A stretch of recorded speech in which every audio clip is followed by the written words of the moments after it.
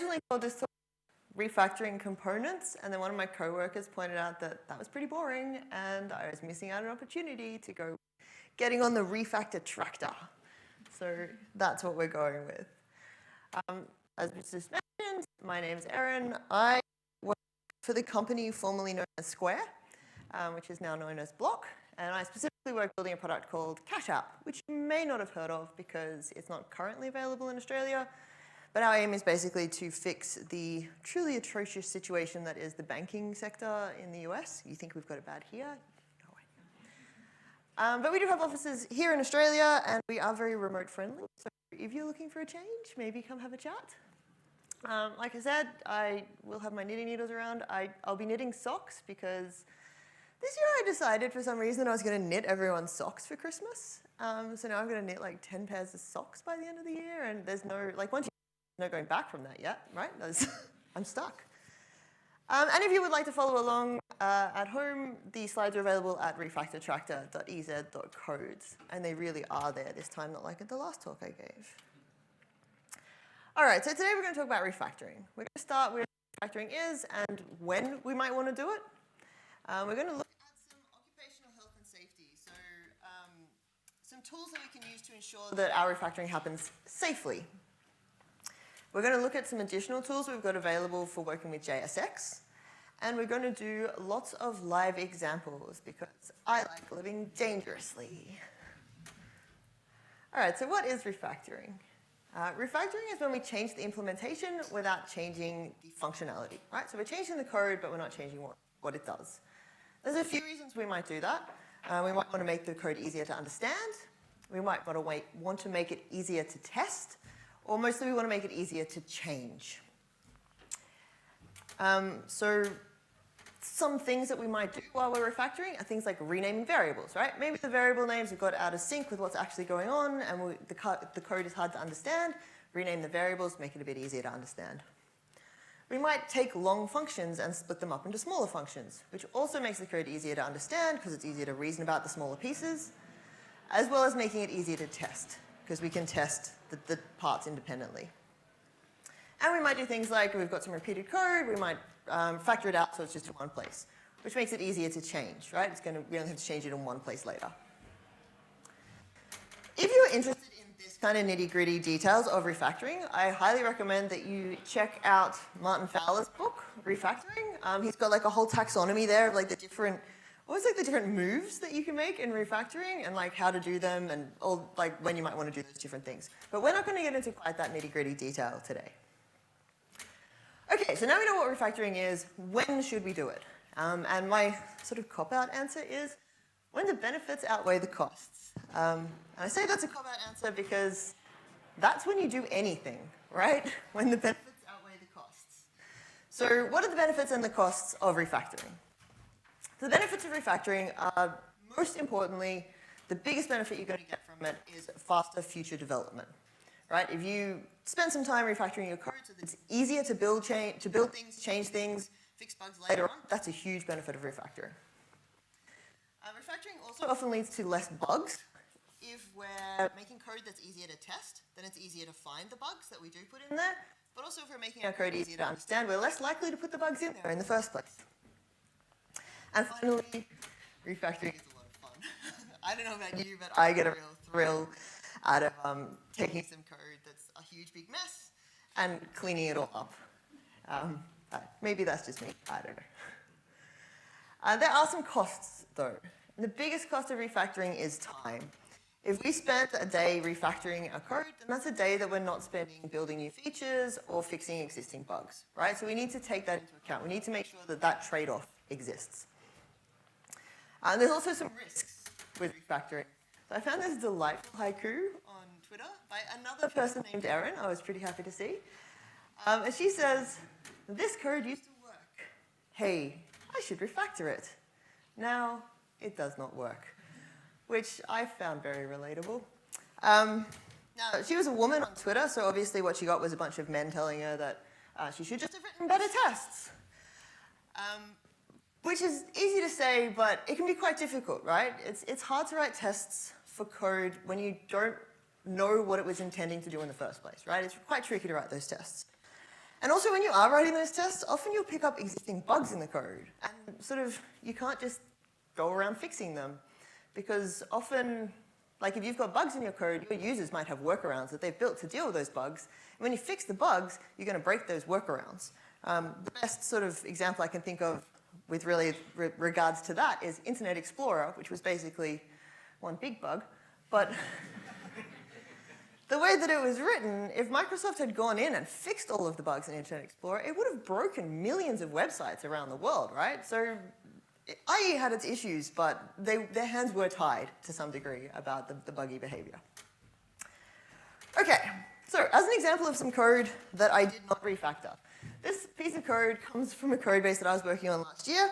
It was in this component. It was like a huge component, like 1,000 lines long. That's my favorite. And I was working in a different part of that component than this particular function. Now, I hate this function. This upsets me immensely. This should be like 3 lines of code. There is no need for any of this. But it also wasn't worth refactoring it. Like, I wasn't doing anything with that bit of code, but also this code works. It's easy to understand. It's easy to test. Apart from the way that it annoys me, there's not really anything wrong with it. So I didn't touch it. Resisted the urge. As far as I know, it's still in the code base, but I don't have to look at it anymore.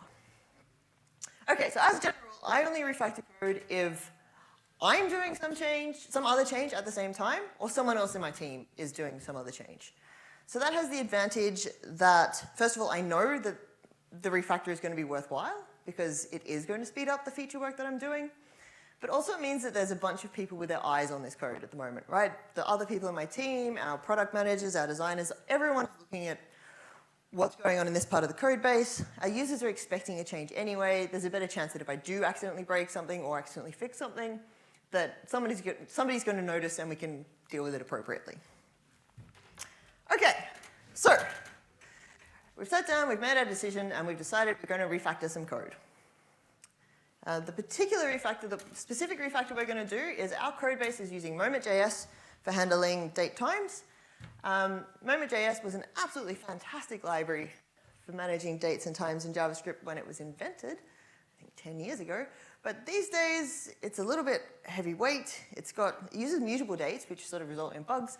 And the managers of Moment also suggest that perhaps Moment is not the library to be using for you. So we've decided that we're going to switch to date functions, date FNS.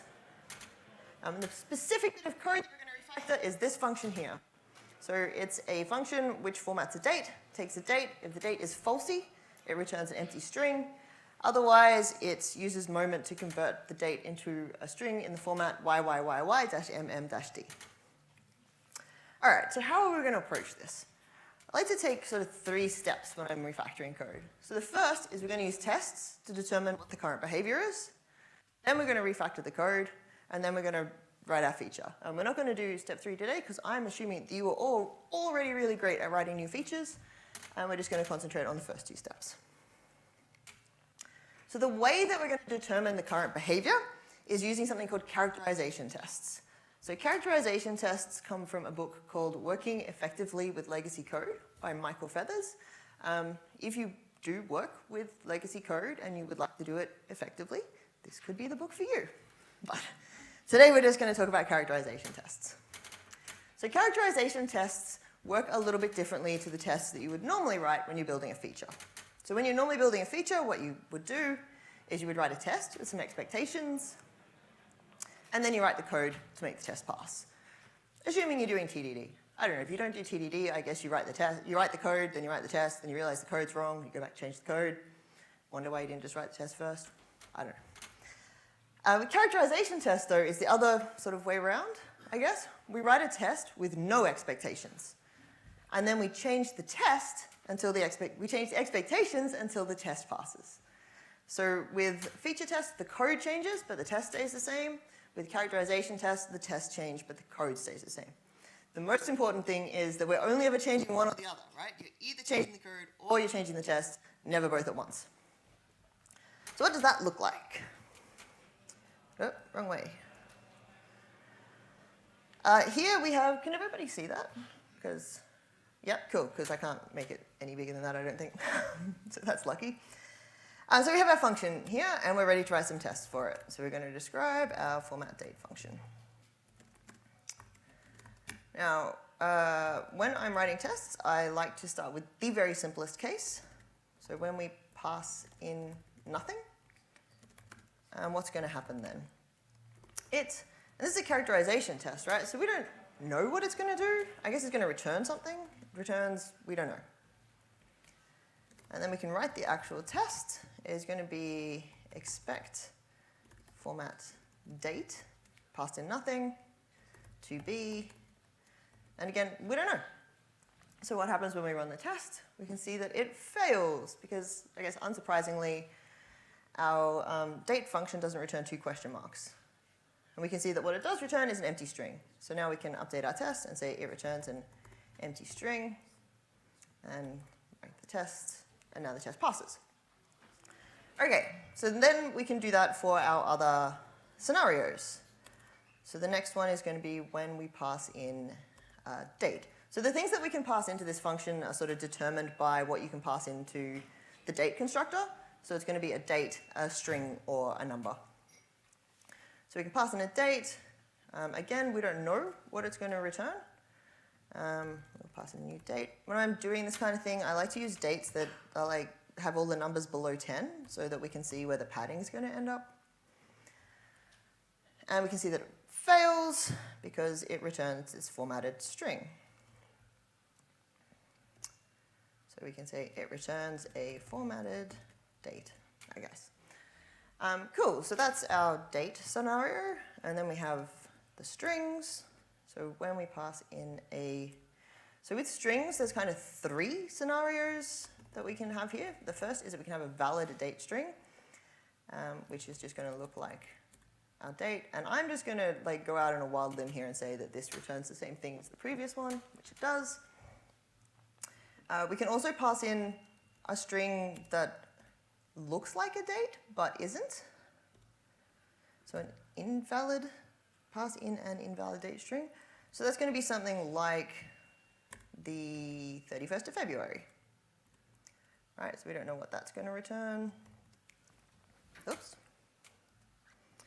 It turns out that it actually formats the date for us and turns it into a valid date. So again, it returns a formatted date. Apparently the 31st of February is just the 3rd of March. Makes sense, I guess. The other thing that we can pass in is a string that just isn't a date at all. So it returns, we don't know. And a thing that isn't a date would be like, say, a banana. That's a completely different kind of fruit. And what's that going to return? It is going to return the string invalid date. So we can stick that in. And we're going to expect it to be invalid date. Excellent. So that just leaves one more scenario, which is the case where we pass in a number. So again, there's sort of 3 number scenarios to consider. So when we pass in a number, so when we pass a number to the date constructor, what we're passing in is the number of milliseconds that have passed since midnight on the 1st of January 1970, because of course it is. So we can get that value just by calling getTime on a valid date. Oh no, it didn't work. Because you have to put, it has to be a new date. You have to put all of the things in, right? You have to actually make it a date. You can't just call getTime on a string. It doesn't work.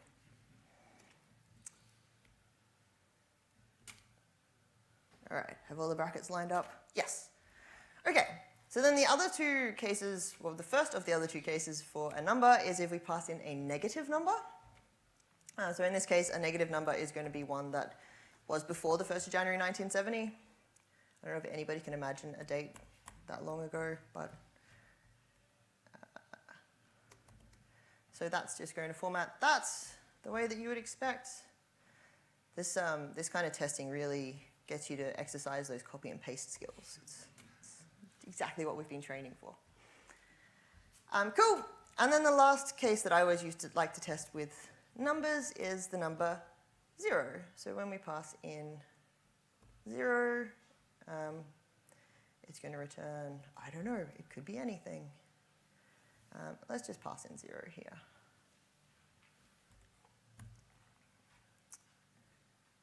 Is this suspense really getting to everyone?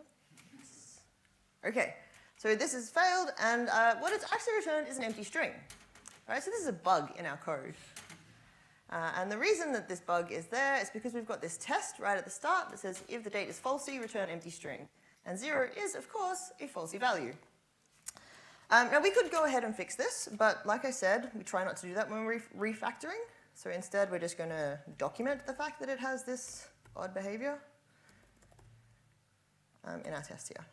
Now, the reason that I wouldn't fix this, even though it would be low risk, it's unlikely to break anything if I fix it, but there could be people in our code base who are using this function and who have written some workaround code, and their workaround code isn't going to make any sense once we fix the bug.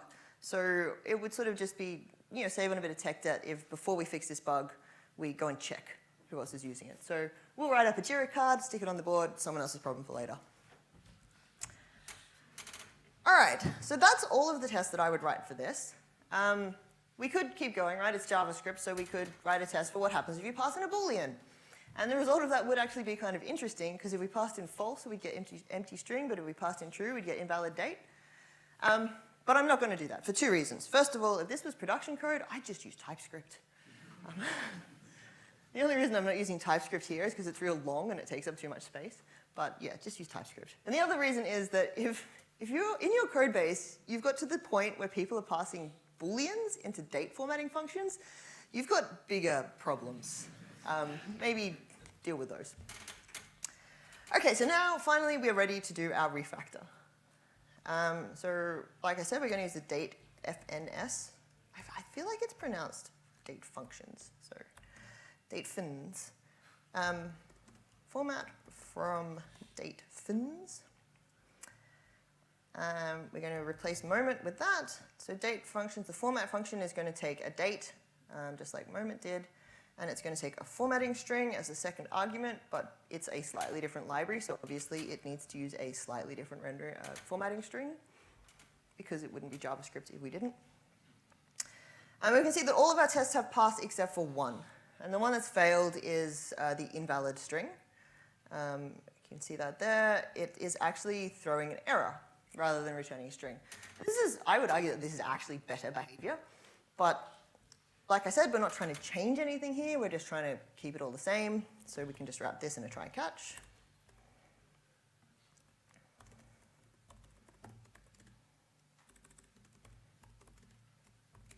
And instead return invalid date. Is it capital letter? We'll find out. No. Okay, so that's our refactor done. Now you might ask, was this really worth the effort? Right? This is like 8 tests or something for 4 lines of code.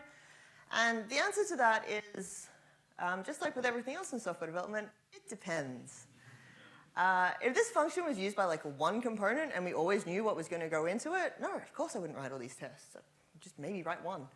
Maybe cover it by the component tests. But if this was like the formatting function that's used across our entire code base, so I made a change like this in a real live code base recently, and the function in question was used in over 300 places.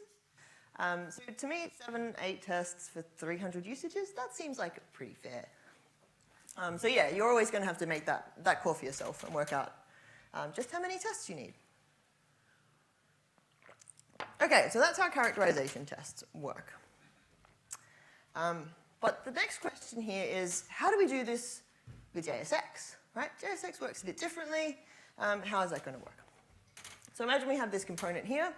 It's a user info component. It's going to take in some user details, and it's going to print out the user name was born on, and then the date formatted using our format date function we just refactored, and also the day of the week. Right? So Bob was born on the 1st of January 1990, which was a Monday.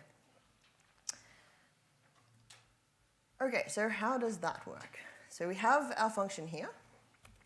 We can describe user info component.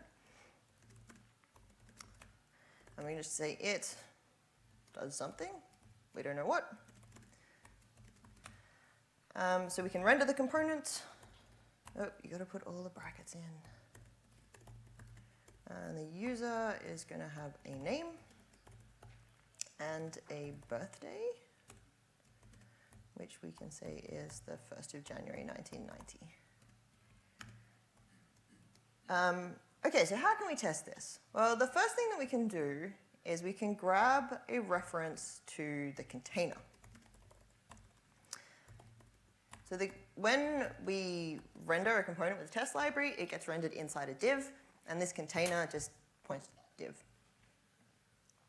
And then we can expect the text content of that container to be something. So we can expect container to have text content. And we don't know what it's going to be, so we can run our test. And just like with our standard JavaScript, the test will fail, but it tells us what to expect. So we can pop that in there. Whoop. And we can say that it renders the user details. Okay, so that works great. So it works well in cases where you can just expect the text content to be a specific thing. If you've got large, complicated components, it can get a bit messy, or if you're expecting different kinds of behavior, this perhaps isn't going to be an easy way to do things. So the good news is we do have another tool available to us, and that tool is snapshot tests. So snapshot tests, if you're not familiar with them, and I'm guessing you are, because you seemed very happy about them. If you're not familiar with snapshot tests, the way that they work is that when you first run your test, it generates a snapshot. And a snapshot is just a text representation of your component. And then you go ahead and you make your changes, do whatever you need to do. And then when you run the test again, it's going to generate another snapshot, and it's going to compare the original one with the new one, and it's going to tell you if they match or if they're different. So let's try that. So here we can grab this same test again. And the test that we're doing now is we're just going to say that it matches the snapshot. Matches the snapshot. And then instead of testing whether it has text content, we can just say we can expect it to match snapshot. Cool. And now when we run this, you see the test passes. You can see down the bottom here, one snapshot written. And we can see we've got this new folder here called __snapshots__. And a file that has the same name as our test file with .snap on the end. And in here you can see this is the text representation of our component that's been generated.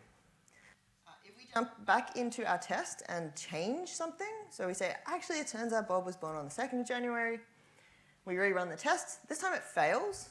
It says that the snapshot failed, and it shows us what the difference is, right? It was rendering the 1st, now it's rendering the 2nd. It was rendering Monday, now it's rendering Tuesday.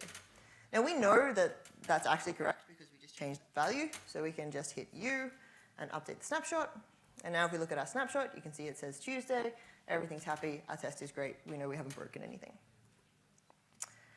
All right, cool. So snapshot tests are very handy for this kind of thing, but they do have some limitations.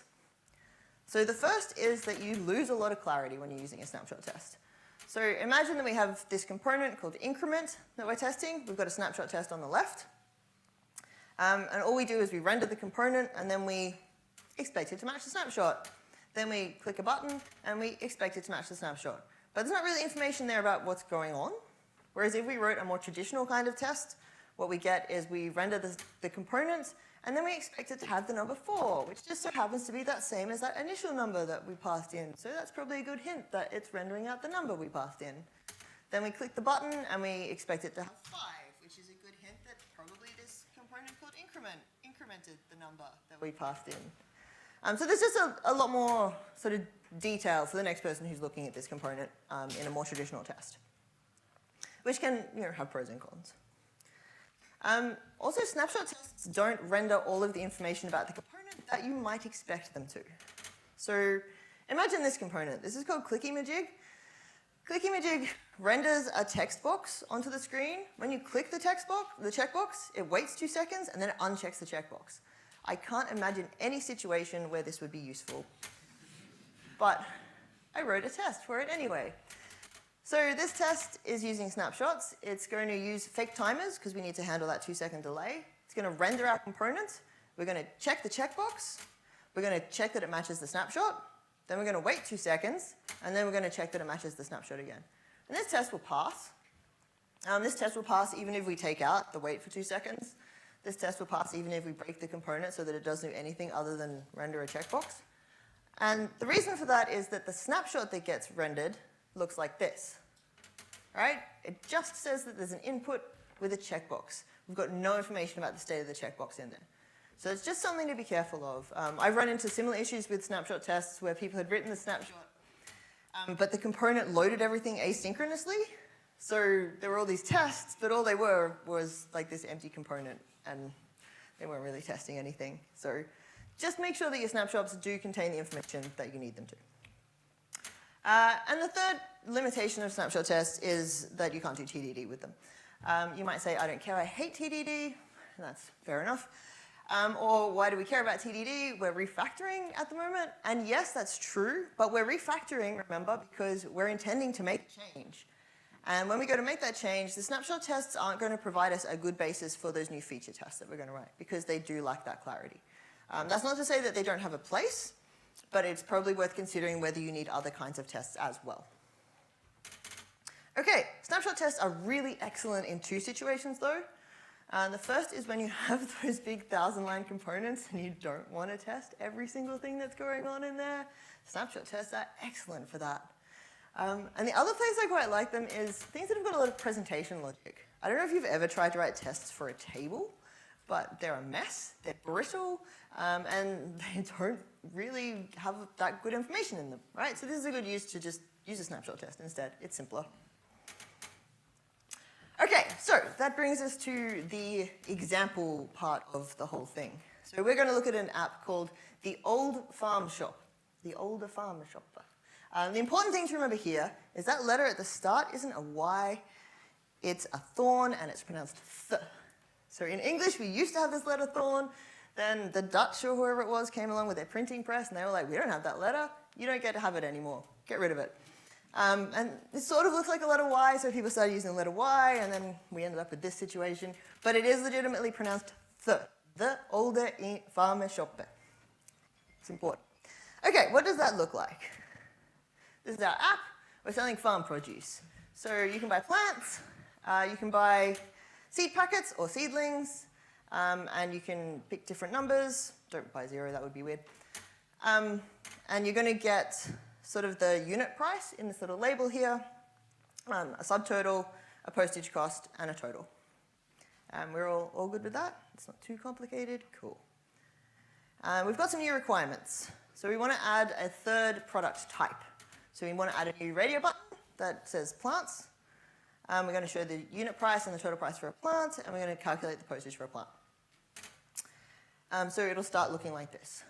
Now, we could, in theory, implement these requirements in the order that they were given, but we're not going to do that. And the reason for that is that if we implement that radio button first, then we've got to do the whole thing in one go, right? We can't stop halfway. Whereas if we start with the label, we can just implement the change we need for the label. We could merge that in, it can go to production without the rest of it, and it'll all be fine. So it's sort of like a cheating feature flag, I guess. You could argue that this is a very small change and you could just do it all in one go, and you're absolutely right, but like we've got time limits on this talk and I'm not confident that I'm going to get through the whole thing, so we're just going to start with the label. All right, now, here is the component that renders this page. It's not an amazing bit of work, but it's what we're working with. So the bit that we care about is this label here, except actually it's these 2 labels here because we've just repeated all this code for both. This is actually some production code that's had its identity changed to protect the innocent, but this was real code in production. So we don't want to write another block like this, right? Because we don't want to have more repetitive code in there, but also because we can't write a test for changing the label with the code all glommed into one component like this, right? We need to separate it out. So we're going to start by creating a new label component that is separate to everything else. Before we do that, though, we're going to write some component tests, some characterization tests. So this is going to be the product.test.jsx. Do not accidentally write TSX because VS Code will be like, oh, it's a TypeScript project. I'm like, actually, it's not. And it'll lead to sadness. Okay, so we're going to test our product component. Now, we've got 4 scenarios that we need to test, not 7 or 8 like the last one. This is 4. So that's going to be when we've got seed packets selected and we've got no amount entered, when we've got seed packets and an amount, when we've got seedlings and no amount, and seedlings and an amount. It's going to be a lot of copying and pasting, I promise. So when seed packets is selected and no amount is entered, now this, we've got a great big component, we only care about a small part of it. This is an excellent use for snapshot tests. So it matches the snapshot. All right, so we need to grab a reference to our container. Screen.get. No, not screen. We want to render the component first. Product, yeah, that product, which takes a prop called product. We're going to do cool, because why not? We need to import that. No, import it. Yeah, all right. I'll type it myself. Okay.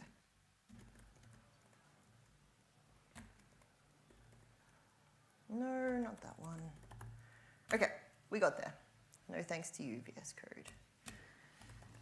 We want to grab a reference to that radio button. So that's going to be seed packets equals screen.get by role. The role of a radio button is radio, nice and easy. But there's a couple of radio buttons on the screen, so let's pass it in a name as well. And then we want to click that radio button. All right, we need to import screen as well. And that's it. Then we can expect our container to match the snapshot. And we do that, we get a snapshot generated, and everything is great. Okay, so then we've got our second scenario, which looks a lot like the first one, except an amount is entered. So we're going to grab a reference to the, well, I think it's called number or count or something, I can't remember. I'm going to do screen.get by role. Now this time it's an input of type number. So as everybody knows, the ARIA role for that is, yes, spin button. There's only one on the screen, so we won't worry about a name. We're going to pass in 4, say. All right, now the snapshot written, excellent. Then we just need to do the same thing all over again, but with the seedlings. So when seedlings is selected and no amounts, then grab seedlings. I guess we should rename this too.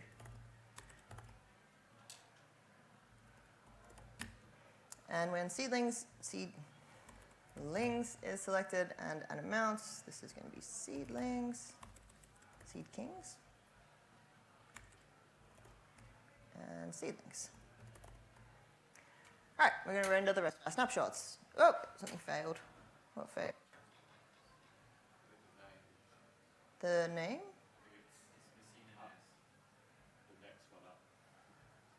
This one?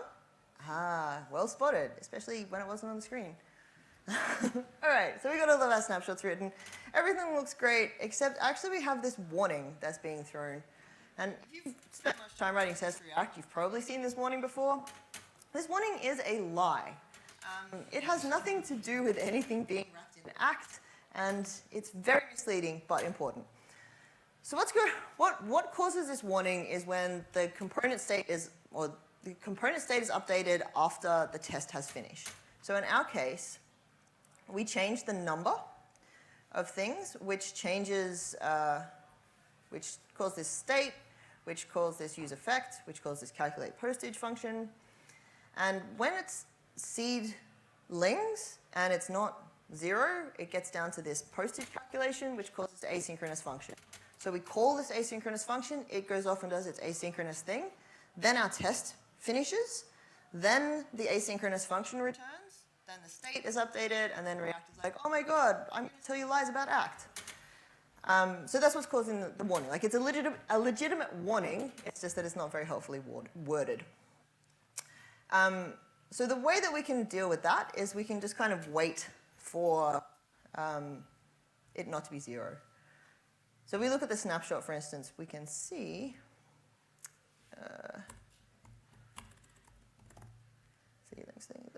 postage, total, no, the next one. We can see that the seed, no, that's seed packets. Oh my God. When seedlings is selected and an amount, that's the one. Okay, we can see the number is 8, but the postage is 0. So we can say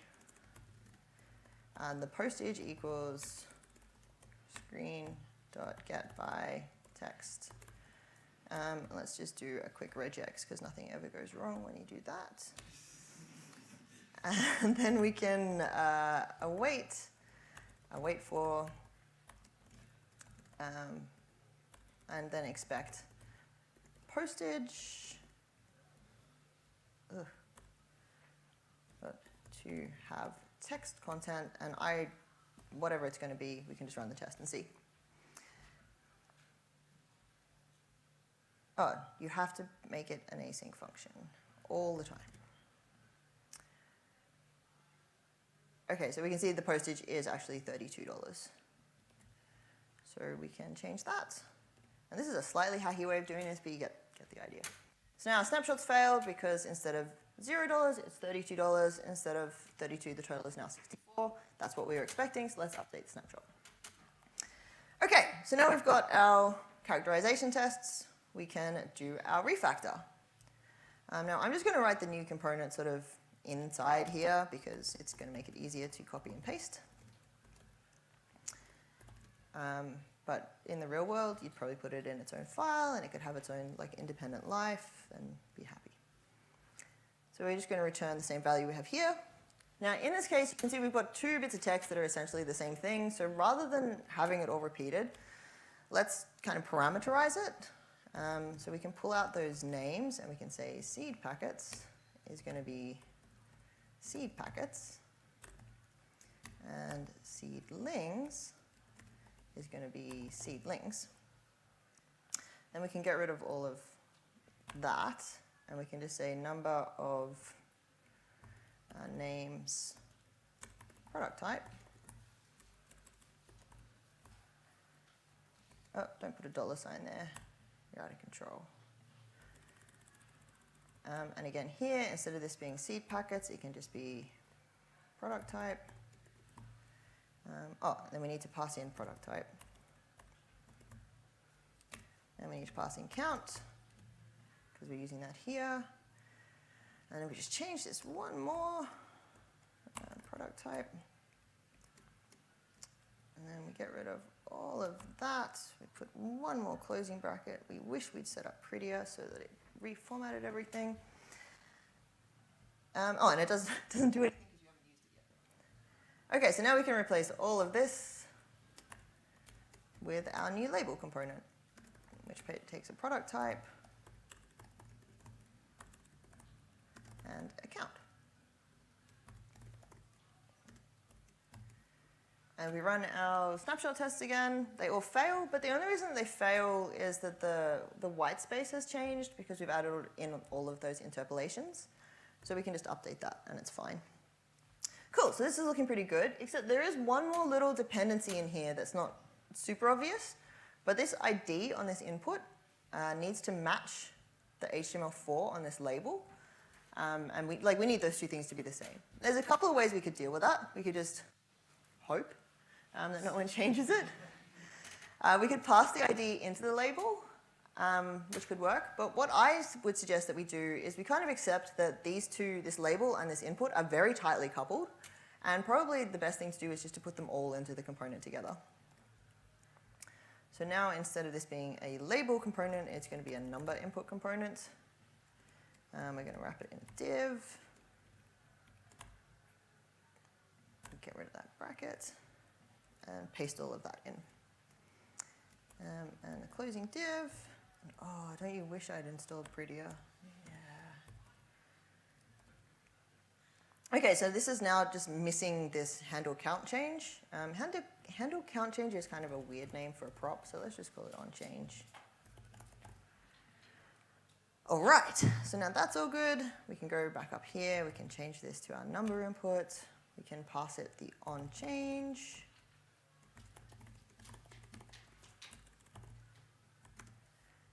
And then we can get rid of all of this. This is my more favorite thing than refactoring is deleting code. So that brings me great joy. And our snapshot test will pass, so that's all good. Everything is great. And now we're actually ready to write our feature. Except one small thing. Before I did that, like I said, I don't like having snapshot tests as the basis for my feature tests. We could go with that, but what we have here is sort of snapshot tests that cover the whole product component. We don't have any tests that are specific to our new number input component.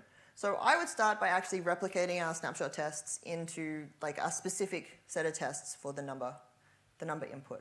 I'm not going to make you watch me do that though. I have a set of tests here already. You can see they're the same scenarios that we wrote before for the two different types and the amount and no amount. And then one additional test which checks that we call the on-change handler, because now that these two things are separated out, we just need to test that integration is working. Now you might argue that this is a waste of time. We already had these tests. I don't need to do all this. And look, I don't know how busy you are, but I did time myself when I wrote these tests initially, and it took 4 minutes.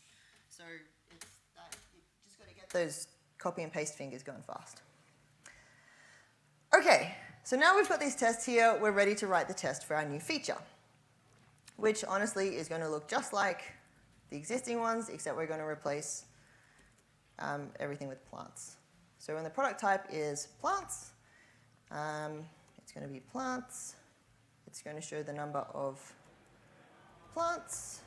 And plants, as I'm sure you all remember from the spec, cost $15 each. And again, we're going to make plants. We're going to have 12 of them. We're going to make plants. And 15 times 12 is, of course, anyone? No? 180. Yeah. We run those tests. They fail because we haven't written that code. But now, when we actually go to write our feature, it's going to be so easy. Like, all we need to do is add plants to our little names here. And then there's a little config file here that has the prices in it. And we can add the plants here. And our test will pass. So how fast was that after we did that refactoring? So this component is now super easy to change, super easy to work with. Okay, so what did we learn today? Some important things. We learned to think about when we should refactor, because even though it's fun, sometimes we maybe shouldn't do it. We've learned how to write characterization tests to ensure our refactors are safe. We've learned about snapshot tests and how we can use those to write refactoring tests. And most importantly of all, we learned that this thing that looks like E is actually pronounced the. And that's what a thorn sort of looks like normally. All right, I've been Erin Zimmer. If you would like to see the slides are available here. Don't know why Firefox hates rendering the P's in this font, but for some reason. The examples are up on GitHub with a completed example as well. And thank you all very much.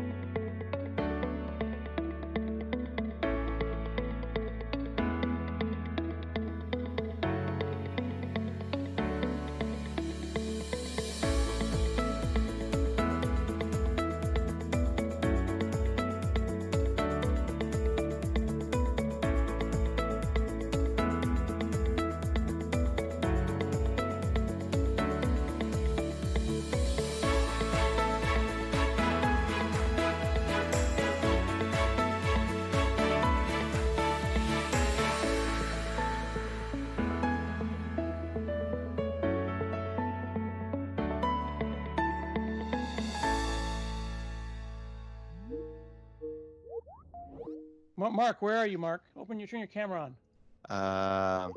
Okay. You can see me? Yeah. Okay. Yeah, we can see you.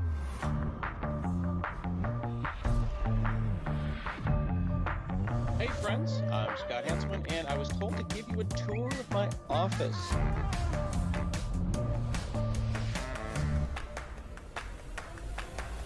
This is Nerds Nerding. What we're doing is we're talking to people all over the world because we're stuck in our houses. We're looking at God, this is like my dream come true. I've always wanted to join Scott Hanselman's group.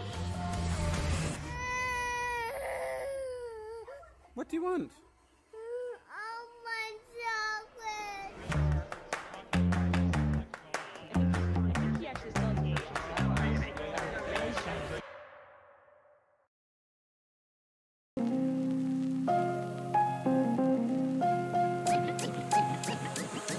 Go.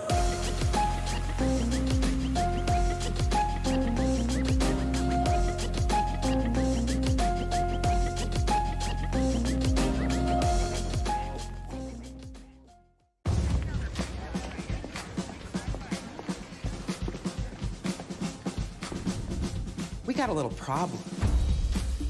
As you know, our motto is, you need a professional bodyguard delivered to your door in less than half an hour, you got it, buddy. But without an app, ain't no bodyguard getting delivered nowhere. So, where are we with that? The app is almost ready. We just need 3 more days? We need it ASAP. Okay, team, what's the status on the app? We're good to go, except our login experience is a disaster.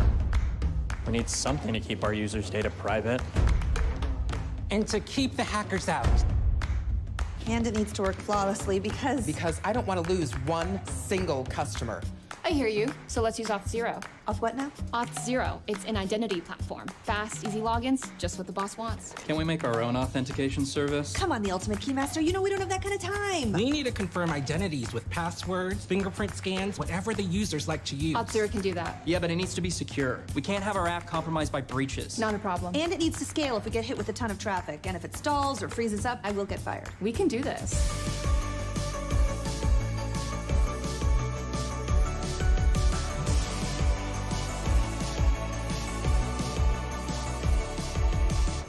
Could you guys stop? That's really distracting. We did it. It's done. Already? Yep. I think our customers are gonna love it. I got a real app now, folks.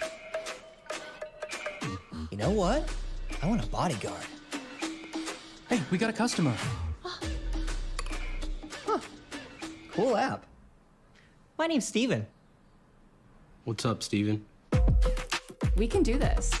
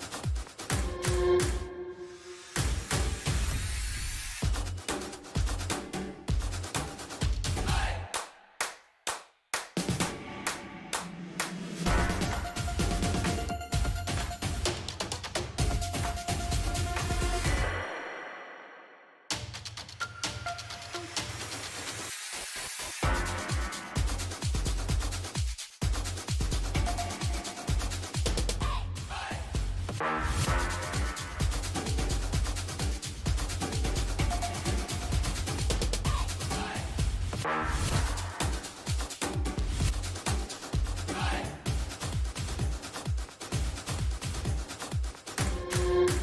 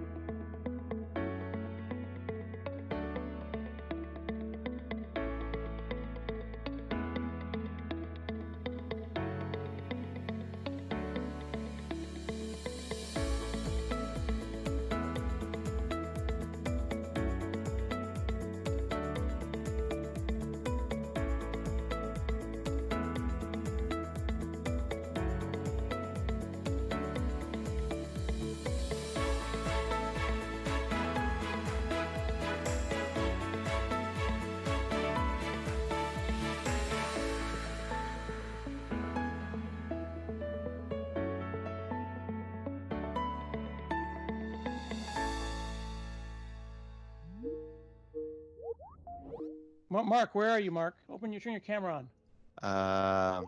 Okay, you can see me. Yeah, yeah, we can see you.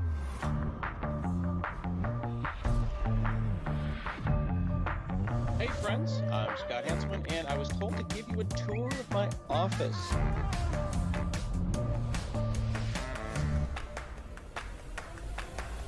This is Nerds Nerding. What we're doing is we're talking to people all over the world because we're stuck in our houses. And we're looking at God, this is like my dream come true. I always wanted to join Scott Hanselman's group. What do you want?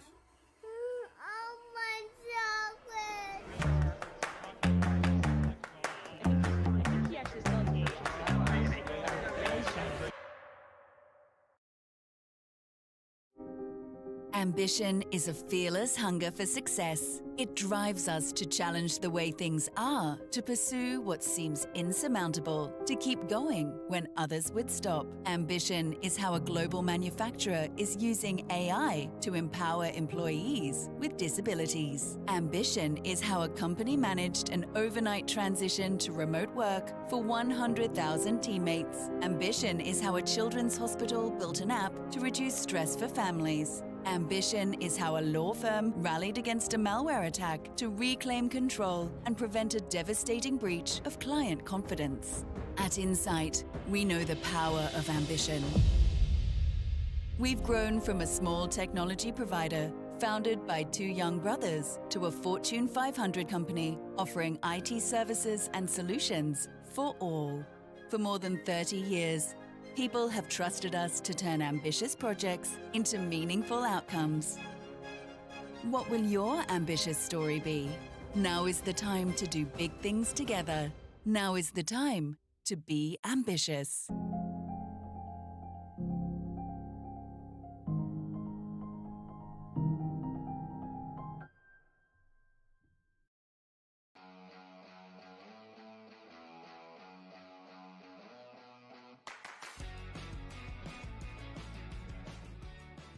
My name is Carol. I'm a test engineer.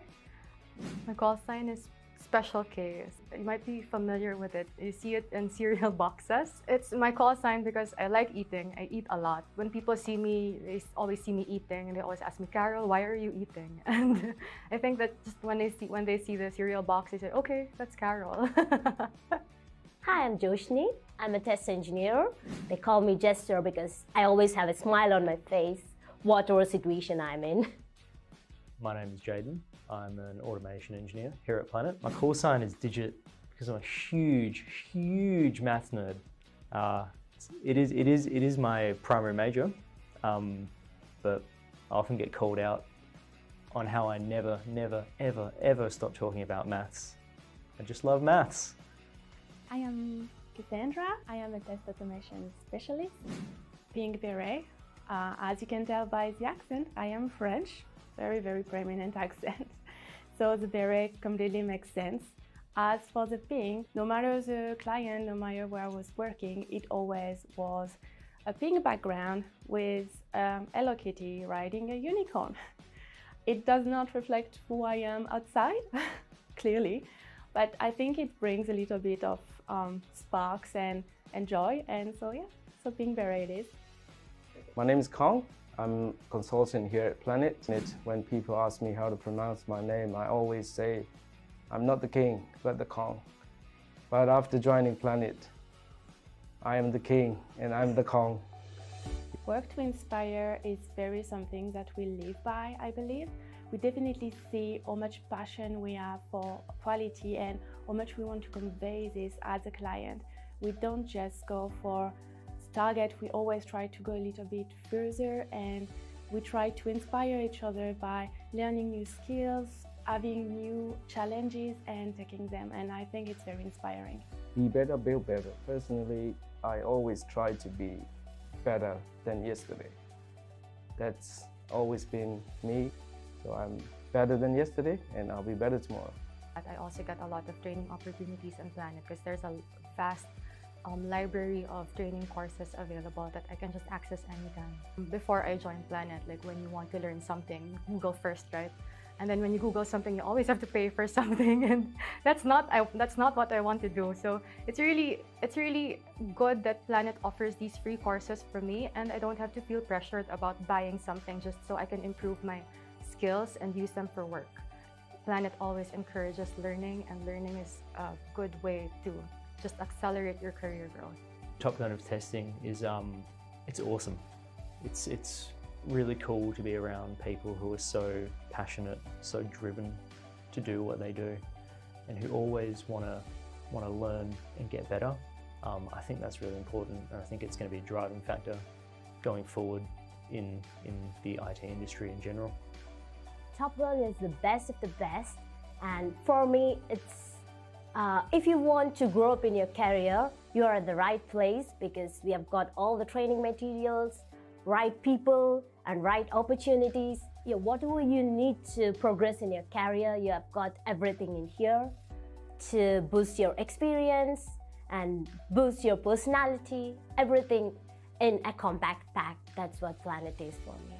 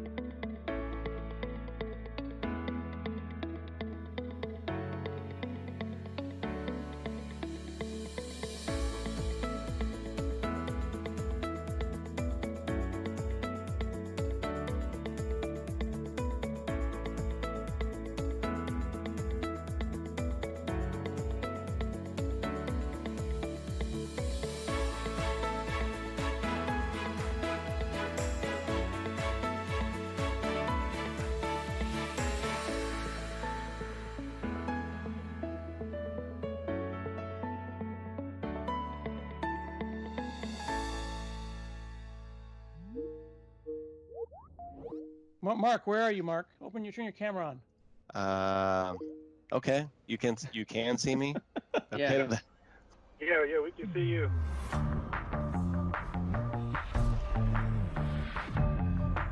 Hey friends, I'm Scott Hanselman, and I was told to give you a tour of my office.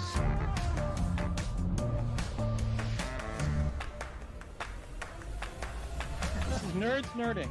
What we're doing is we're talking to people all over the world because we're stuck in our houses. We're looking at God, this is like my dream come true. I've always wanted to join Scott Hanselman's group. What do you want?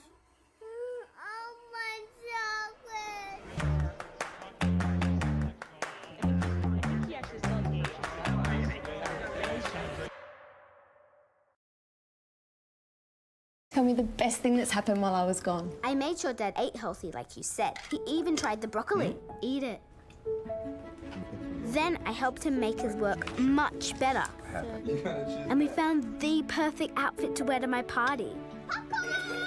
But I really needed to wind down before bed, so I turned my hand into a starfish. My best thing is you being back.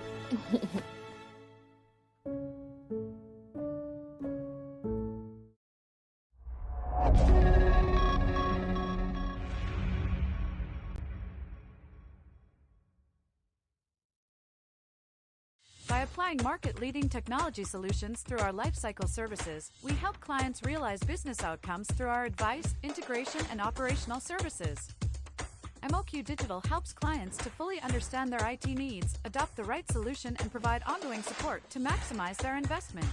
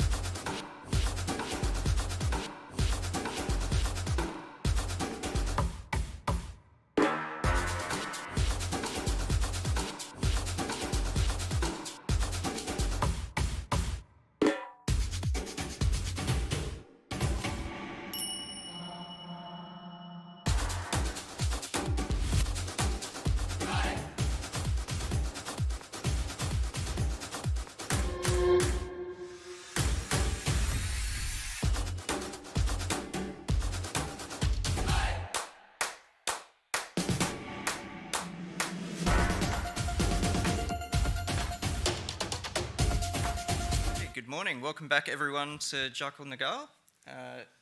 We have up next a speaker who is going to be running us through inclusive storytelling with dynamic data.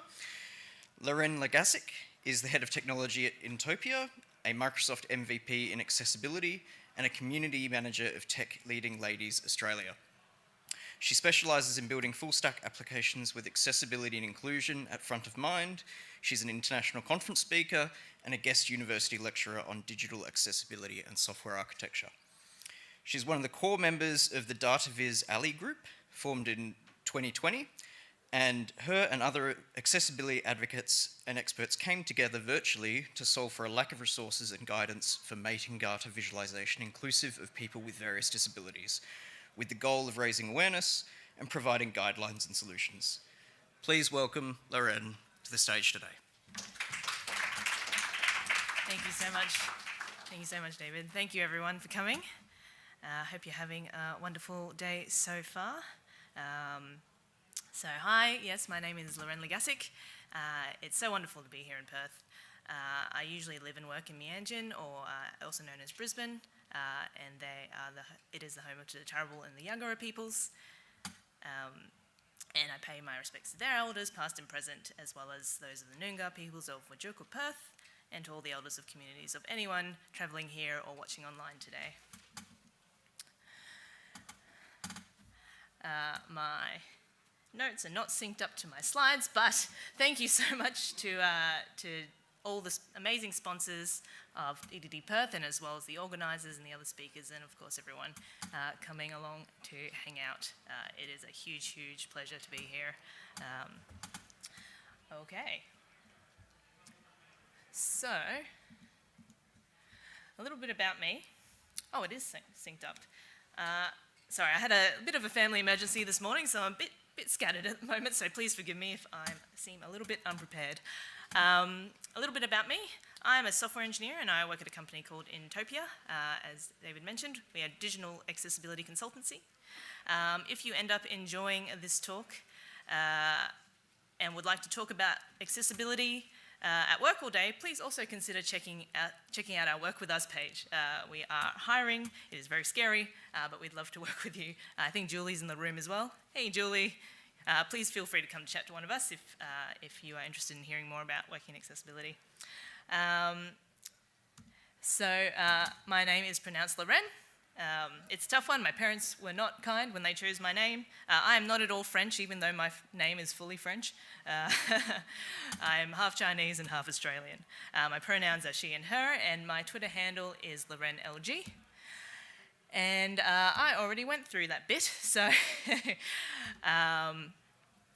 and something related to the talk that I'm giving today is a lot of the content has come from an article that I've been writing for a non-for-profit company on DataViz that is coming out in December. I'm very excited to share it with you all. So a bit of the story behind this talk. So in the before times, February 2020, I did a talk at the Brisbane Data Science Meetup, one of my favourites. Hi Enrique, if you're watching online. And I also gave a version of this talk with kind of a speed chart redesign that is on YouTube as well at a conference called Data Eng Bytes. You might have heard of it. Really, really cool conference, also non-for-profit and community run. And I admit, I did give a talk on inclusive presentations at Fenders on Wednesday. Those talks were not the most accessible talks, so I'm always learning along the way.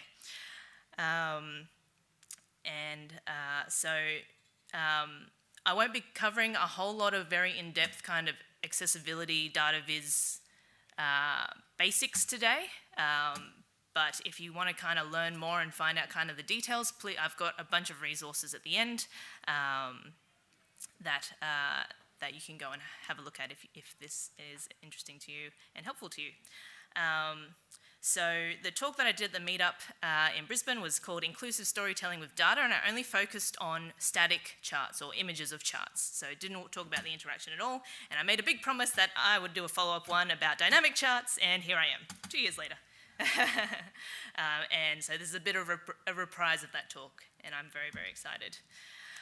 I think I have internet, but the big kind of trigger for this topic and the big light bulb moment for me was reading a book called Storytelling with Data by Cole Nussbaumer-Knaflic. Amazing data viz expert who worked at Google and ended up her whole job being teaching people how to communicate better with data at Google. And I really, really recommend reading that book before anything else. Really, really awesome book on the kind of basics of design and data communication. And if you want to make accessible data visualizations, as that book will mention, you do need to learn a little bit about design.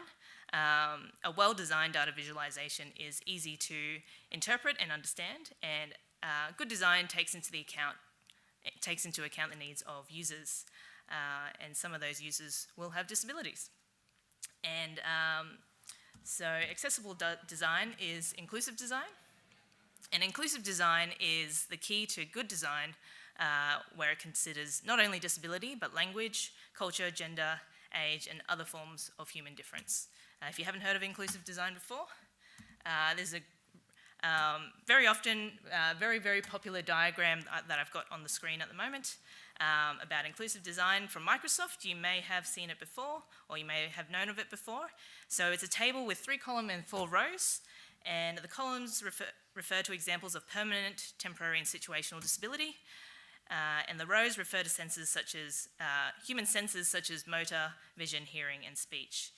So an example in the diagram is a permanent motor disability is maybe an amputee with a missing arm, and while a temporary motor disability is having a broken arm, and a situational disability is perhaps a parent carrying a newborn.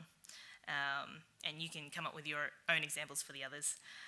The goal of this graphic is to illustrate that if disability is viewed as a mismatch between a person, that disability can be viewed as a mismatch between a person and their environment. The environment is actually disabling the person.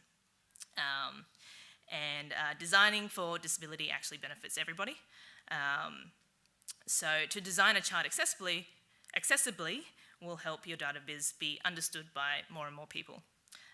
If you want to learn more about inclusive design, please do check out Microsoft's Inclusive Design Toolkit, and I believe they are also a sponsor of DDD Perth. So one thing I do want to note, and a common misconception if you are new to accessibility is not one size fits all. It's not trying to kind of craft everyone to go through the same UI flow. It is providing multiple pathways that not every user might kind of take. So an example is, brain freeze. So for the example of data visualizations, visual folks might prefer to look at a chart or a data visualization, and maybe people who prefer looking at the data and understanding the data would prefer to have a table presented to them instead, so that they can do their own analysis on the data. So that is an example of being flexible and providing multiple pathways for the same outcome. You want people to understand or to consume your data. And so one of the big problems is that, and the reason for kind of kicking off this talk and this kind of meetup group in data visualization is there's not a whole lot of resources out there to, or there wasn't, there is now actually, to learn how to make the interactive dynamic data viz accessible. And what I mean by that is most data visualizations are able to be accessed using a mouse and for sighted folks, but when it comes down to people who cannot use a mouse, they only use the keyboard maybe, or people who use screen readers, they are not able to look at the data at all. And so I have a video from a talk kind of on a 101 data visualization, just to show an example, and hopefully it plays, of what it is like for a screen reader user to access an inaccessible chart. So a lot of this blew up because when kind of COVID began, there was also the US election. And so there was an incredible amount of data visualization, and especially kind of the advancements and also data visualization libraries, kind of anybody could kind of put together a really shiny looking data visualization or something that's super interactive and super cool, which they were. But unfortunately, they weren't the best experience for everyone.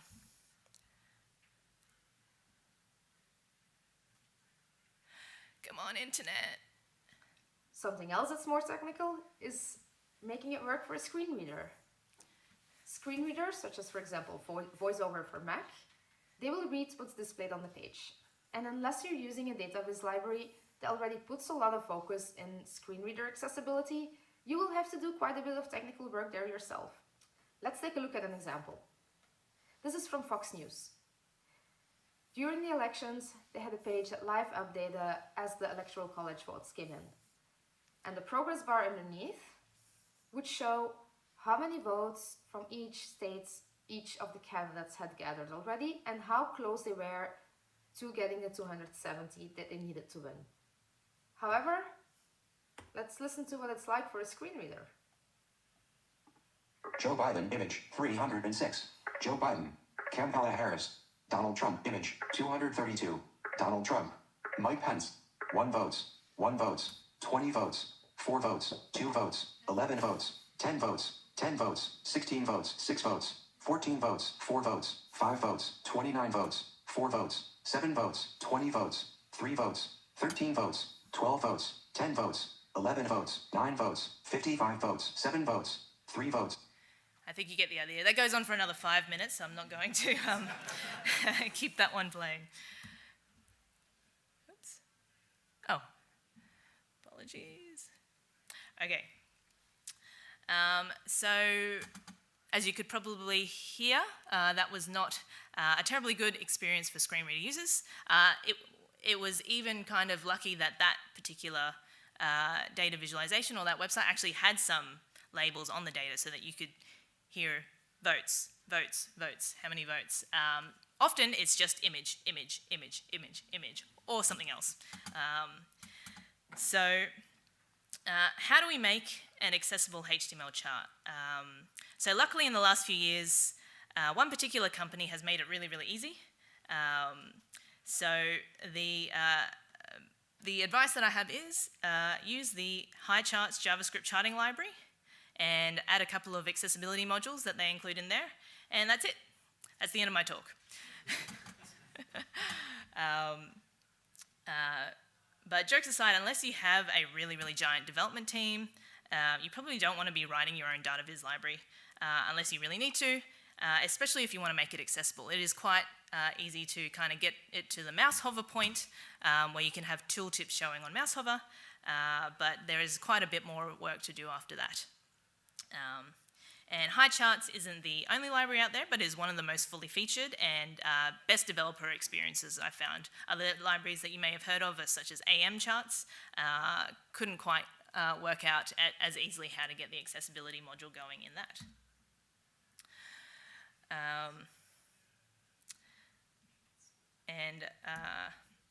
So a few years ago, I built a dynamic chart when I worked for a logging company. So on the screen, I have a column chart there, and this chart is to show effective log retention, how effective log retention policies are on keeping kind of disk space to a maintainable level. It was a column chart that ended up being at least keyboard accessible. This was kind of working with the knowledge I had at the time. I was still learning and still trying to understand what makes an accessible data visualization a dynamic one.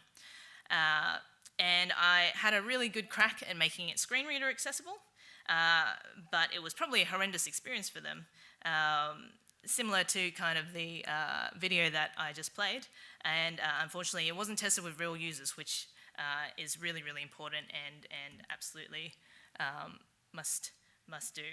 So on the screen, as I think most of you, or all of you cannot see because it's tiny font, is the accessibility tree of the chart that I just displayed.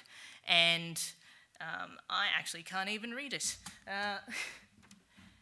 And what I'm trying to demonstrate in this screenshot is that I added ARIA labels to each of those bars, or each of those columns, and it was really repetitive. The first part of the label was the same for every single bar, and so for a screen reader user who's trying to cycle through all of the data in the chart, they will just hear the same first 5 words for the chart, and then only the numbers changed at the very end of the sentence. So past me was trying to be descriptive, but unfortunately it made it quite a bad experience. So that's one example of why it's so important to test with actual screen reader users. Apologies if the internet is going to load. So alternatively, so I did that in D3.js. I've completely forgotten how to use D3.js, and it keeps happening every time. D3.js is like a library that helps you build SVGs easier.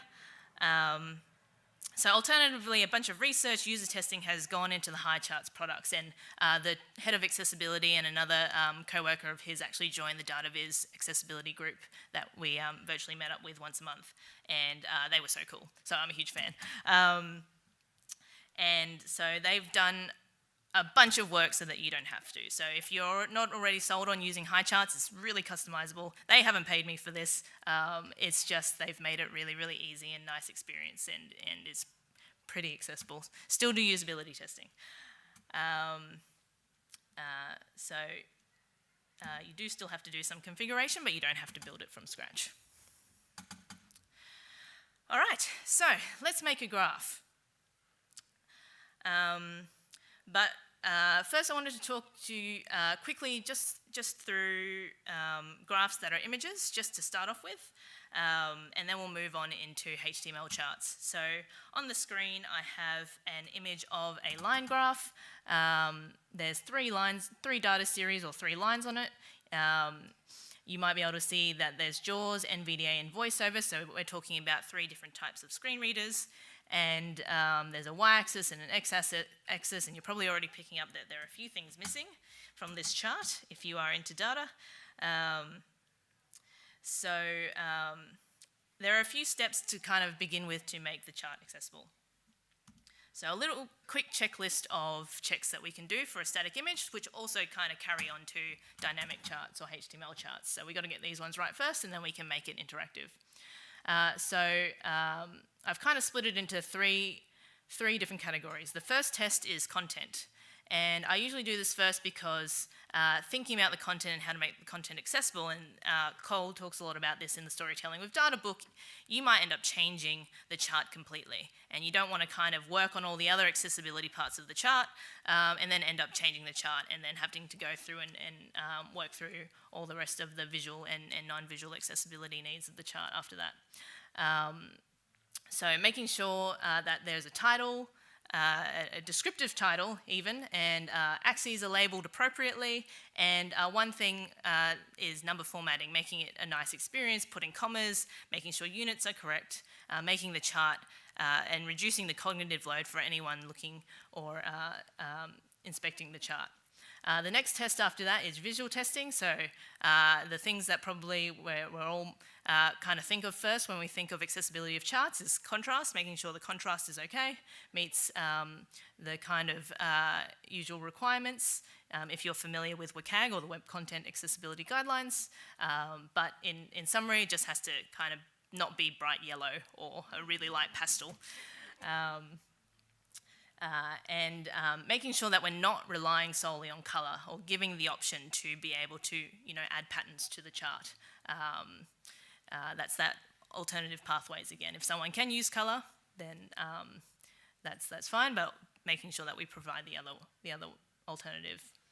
And a font is a big one too, making sure that the font is legible, not using like very fancy arty fonts, sans serif or the Arial or Helvetica or anything that doesn't have the little extra bits on parts of the font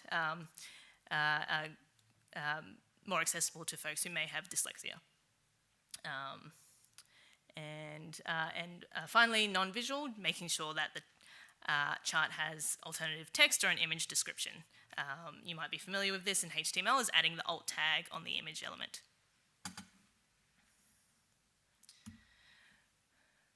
So, writing, so one of the hardest bits is writing alt text for charts, but someone in the DataViz community has written an incredibly awesome article on just giving a simple template to be able to just take this template, fill in what you need, and that's a really, really good description of an image of a chart.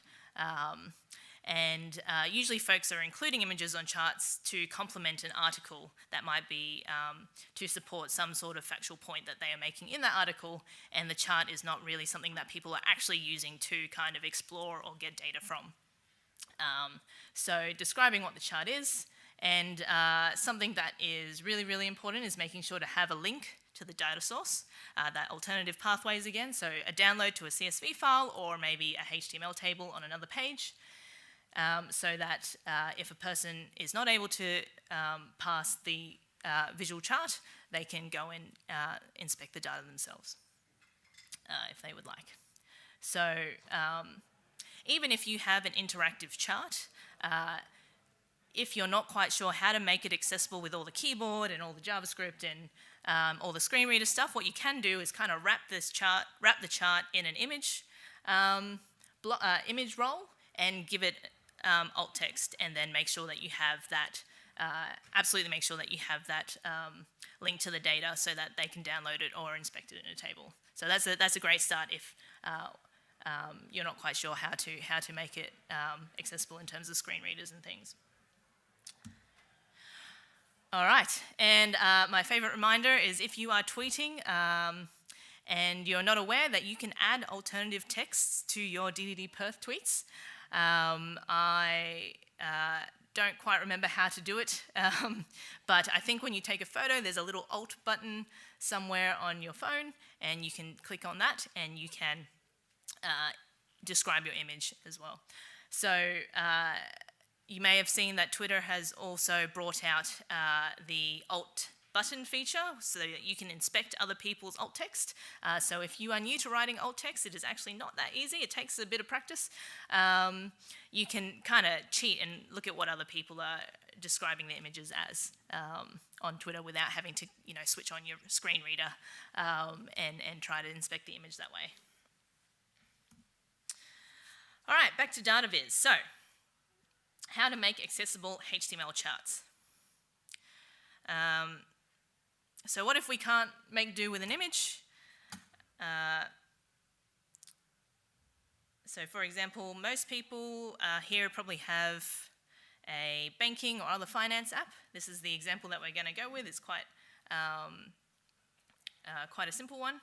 Have you ever thought about what the HTML or JavaScript might be behind those charts? I don't know, CommBank, I actually haven't tested it, but I'm pretty sure CommBank's kind of income outcome, that's not the right words, incoming and outgoing expenses are quite accessible. Yeah.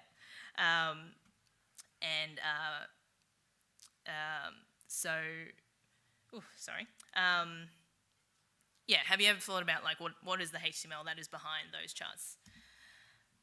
But first, usually we have a table of data, whether or not it's in Excel or it's made possibly in a JSON payload that's coming back from some service. We usually have some data in some sort of kind of tabular format, which is handy. You should keep this around. And now is actually a good time to ask, with this table of data, do we really need a chart for this? Or can we just leave it as a table and like that's pretty good? These are not real numbers or anything. I just made them up. So if the answer is yes, then all you need to do is make sure that the HTML table is accessible. Voila, a accessible dynamic data visualization.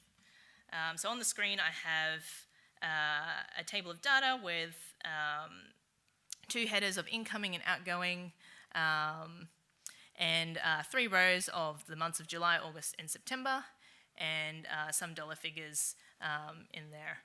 And so let's have a look at how to code this accessibly. Oh, that is very small. So I'll try to talk through it as best that I can. Just some things to remember is, firstly, the quickest way is to head to the WAI W3C site and have a look at the tables tutorial. Has excellent, every type of table you could think of, like where you have like a header row and a header column, or you just have a header row, or you have some random headers here, there, and everywhere. But the one thing that I've noticed folks forget the most is making sure to add scope. To use TH when a cell is a header, and using scope equals col if the header is along the top and it's referring to the column, and referring to scope and adding scope equals row when a cell is a TH in the header of a row. So this is a table with a row header and a column header and column headers. A little bit of kind of extra niceties to make numbers easier to read. In this table, we've also added a class to make sure that we right-align the numbers, because it is been known and researched that it's easier to read numbers that are right-aligned and have commas and all that good UX stuff. All right, so on to a dynamic data visualization. So we decided, no, we don't want a table. We want to go a little bit fancier. So on the screen, I have an interactive chart. And you wouldn't know it, but it's not actually interactive yet. So what I've got is a link before the chart and a link after the chart. I think Julie is cringing because I forgot to put underlines in the CSS to show that they are links. Apologies. And I've got a big chart in the middle that is a column chart that is the chart representation of the data that we just had in the table on the previous slide. And so I will firstly start off with using keyboard to test. So hopefully I can, the focus styles will come up. They will not. Maybe if I get out of full screen mode. Escape. All right. Oh, the focus styles are very faint. That is not great. I'm going to switch to Chrome. Apologies. We will need Safari later to test with a screen reader, but I will switch to Chrome.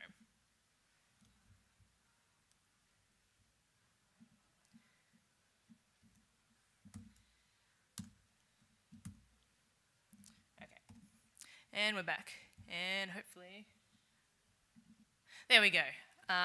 Hopefully those that can see the screen can see the focus outline on the first link before the chart.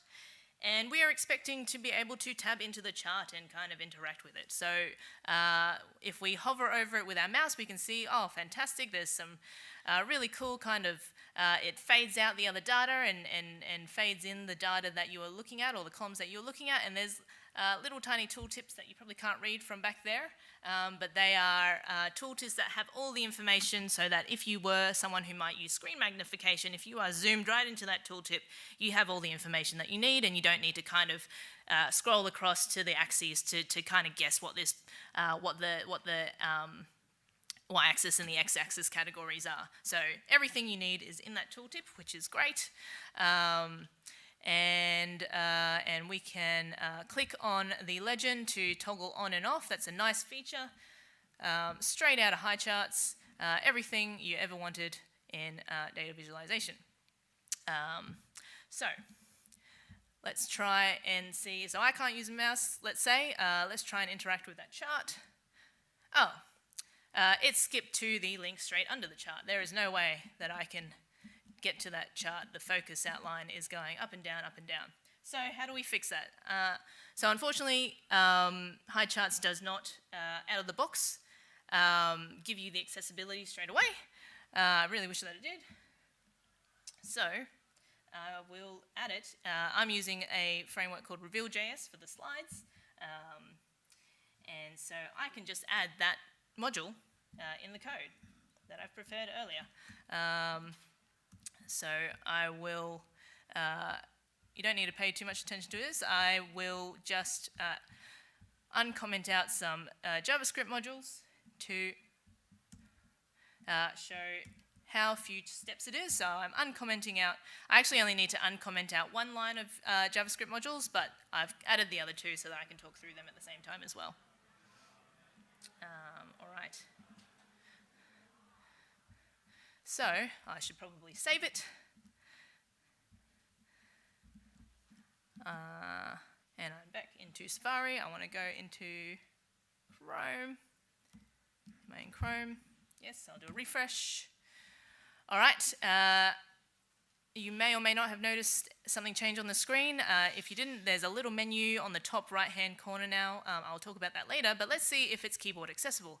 Oh my goodness, so we are in. So I've just tabbed from the link before the chart into the chart, and it's focused on the first column that is the incoming, the monthly income for July 2022. And if I press tab again, it focuses on the legend, which has incoming as a light blue kind of color and outgoing as a very dark gray color. And if I tab one more time, it focuses me to the menu hamburger icon on the top. And then one last time to the link after the chart. And so notice that, so I'm just pressing tab and it doesn't actually take me through each individual data point, because if there were a lot of those, that would take a person a very long time to tab all the way through and get to kind of the rest of the article if they don't really care about the chart or the rest of the app. So what they have added in here, and this is all quite new and not really, as several libraries have kind of done different things. There's also another awesome accessible chart library from Visa called the Visa Chart Components Library, I think. And so they have different kind of keyboard behaviors, but I really, really like the high charts one. It's really simple, and so I've kind of used that one as a reference if I was to build my own again. And when I built that one way back when. So the way to get to different data series is using the arrow, data points is using the arrow key. So I've just hit right arrow, it's gone to the next column of the same data series or incoming monthly income. I don't know what word I'm looking for. And then hitting right arrow again is focused on the third column. And so how do I get to the next data series or the outgoings? I hit right arrow again just then and it focused on the outgoing, and if I keep hitting the right arrow and the left arrow, I can go between all of those columns. But I can also switch between series by pressing up and down arrow. So that's a really, really nice kind of behavior that High Charts has come up with. I'm sure talking with lots of folks in the accessibility and the disability community. All right. So same thing with the legend. I can change between each. So I've just tabbed to the legend using left and right arrow to kind of switch between toggling them on and off. And going to the button, I can press the space bar, or press enter. I can press the space bar and use the arrow keys to scroll through the menu. But drop down menu accessibility is a whole nother talk. But basically, you can press space or enter and escape to get out of the slides, not the menu. And there's a bunch of options that they added in here. In particular, being able to export the data in a format that you like. So they have CSV, they have Excel, they have view a data table, which will actually show a data table. I can't show it in the presentation because it conflicts too much with the CSS of the Reveal.js, but I do have a code pen if we get time at the end. But a lot of really awesome options. So really, really fully featured data visualization library. Oops. Okay. So the screen reader experience. Let's have a look at that. Live screen reader demos are not my forte. Let's see how this goes. Oh, I got to swap to Safari. Application, Safari. Safari. Inclusive storytelling with dynamic data, window. Inclusive storytelling with dynamic data, web content has keyboard focus. Is that speed okay? Yep. All right. So if I press tab. Take link, the link before the chart. Link before you are currently on a link. To click this link, press Control, Option, Space. Okay. And then I'm going to press Control Option and use the arrow keys. And so this is a common misconception, is that there is such a thing called a virtual cursor for screen readers if you are not so familiar with screen readers. So it doesn't actually send any focus or hover or anything to the chart itself. So you won't see the same focus styles happening when I navigate around using the screen reader. And that is the reason why it doesn't send any sort of actions to the chart. And it relies solely on having the correct ARIA roles or the semantic HTML in the back. But you will see the square box, if you can see, the square box of where this virtual cursor is. So you can get a bit of an idea of what's going on. And you will notice that there is a lot more to this chart when we navigate it with a screen reader. Okay, so pressing right arrow. Monthly income and expenses, Q1 2022 to 2024, image. Created with Highcharts 1021. Link. The link up monthly income and expenses, Q1 2022 to 2024, image. I haven't refreshed. Reload page. Inclusive July After adding the 2022, modules. 1002. Let's try that again. All right. August 2022, 1009. Show incoming. Selected. Toggle button. List 2 items. Oops. You are currently on a toggle button. To link. The link before the chart. Apologies, I'll just get back to the start. All right. Monthly income and expenses, Q1 2022 to 2024. Highcharts interactive chart region. You are currently in a region. It's now an interactive chart with a role of region. Heading level 3, monthly income and expenses. It's got a heading level 3, so screen reader users often use headings as a shortcut to navigate to stuff on the page. So having a heading in there is nice. Bar chart with 2 data series. You are currently on a text element. Heading level 3, monthly income and expense. Bar chart with 2 data series. So it says bar chart with 2 data series. So it's describing the anatomy of the charts, which I think is really cool and super helpful. Viewers data table, monthly income and expenses, Q1 2022 to 2024, collapsed, button. You are currently on a button. And it's going through some of the options that might be preferable for a screen reader user. The chart has one capital X axis displaying categories. You are currently on a text element. The chart has one Y axis displaying amount. Data ranges from 382 to 2310. You are currently on a text element. I'm just going to move the transcript into this screen, so as it might be a bit tough to hear. July 2022, 1,293 Australian dollars. August 2022, 1,928 Australian dollars. Incoming. September 2022, 1,200 image. End of incoming. Bar series outgoing. Bar series 2 of 2 with 3 bars. July 2022, 382 Australian dollars. August 2022 to September 2022. So notice that the focus styles on the charts, the data series don't change. August 2022, 1,928 Australian dollars. Incoming. Image. September 2022. Image. End of incoming. Outgoing. Bar series 2 of 2 with 3. July 2022. 382 Australian dollars. Outgoing. Image. August. End of outgoing. Chart credits. Highchips.com group. You are currently in a group. Chart credits. Highchips.com. Clickable. End of chart credits. Highchips.com group. End of interactive chart group. Created with Highchips 1021. Toggle series visibility. Monthly income and expenses. Q1 2022 to 2024. Region. You list 2 items. End of list. End of toggle series visibility. Monthly income and expenses. View chart menu. Monthly. End of interactive chart. End of monthly income and link. The link after the chart. So that is all of the extra kind of screen reader only accessible content that is added to make sure that the experience is equivalent for those who may not be able to see the chart as to those who are able to see the chart. All right. So F5 button. Voiceover off. Going to turn that one off and go back to Chrome.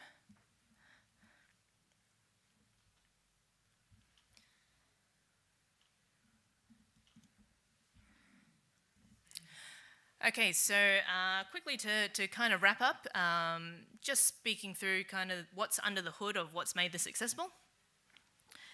And I do recommend to take the time to kind of look at what's going on. If you do try out HighCharts, inspect the DOM, turn on the accessibility tree. It's in your developer tools. You can Google how to turn on the accessibility tree in either Chrome or Firefox or whatever browser you use. If you understand the accessibility tree, super helpful. But in kind of the step-by-step, firstly using JavaScript to add mouse and keyboard interactivity. It is something that you have to deliberately do extra. Not for HighCharts, it's what's being done in HighCharts. But if you were doing it yourself, and adding ARIA to the parts of the SVG to give it meaning. For example, and we might have missed that with the demo just now, HighCharts has actually marked up the columns as images and then added an ARIA label to those images as it kind of represents what it is. It is an image on a screen. And then adding that non-visual content to describe the chart for the screen reader user. And it's also great for SEO. And last but not least, back to the start of the talk when we were talking about just working on accessibility for an image of a chart, don't forget about the content and visual accessibility as well. So that applies for both interactive charts. Keyboard navigation is tabbing to the main bits. So don't make them tab through absolutely every data point. Arrow keys between the data points or space or enter for buttons. And for a screen reader, front load the info. Give screen reader users kind of as much info as possible that they can pick through. But also make sure you give them the choice to kind of skip all of that. So make sure you have your headings on or even a skip chart button is something that we've used before as well. And don't get too creative with ARIA. The first rule of ARIA is don't use ARIA. A few accessibility folks familiar with that. Please use the HighCharts or other frameworks that have tested with real folks as a reference. And if you do roll your own, and I've spelt roll wrong on the screen, please make sure you engage usability testing with screen reader users and other assistive technology users. All right, a note on colour. This is a big one, and I've left it to kind of a little tiny gap. Don't use colour alone to differentiate data or differentiate different data series. So there's lots of talks about using patterns. You can use different shape markers and different patterns and stuff like that. But HighCharts has also done research on this, and they say to use monochrome palettes if possible. And so this helps everyone, not just kind of red, green, colourblind folks. And it's also got cool kind of side effects, like you can print tactile charts if you make sure that you use a monochrome palette. And also be careful with patterns, they can make it worse. So, I have noticed that myself. So don't just go, stick a pattern on it, done. Take a little bit of time to think about it. All right, and I have a whole bunch of resources on there. Chartability, I highly recommend. It is like a WCAG for charts, or a checklist of tests that is really deep and really, really useful for charts and accessibility of data viz. But I will go back to the first slide with the link to the slides so that you can go and find those and click on them. Thank you so much.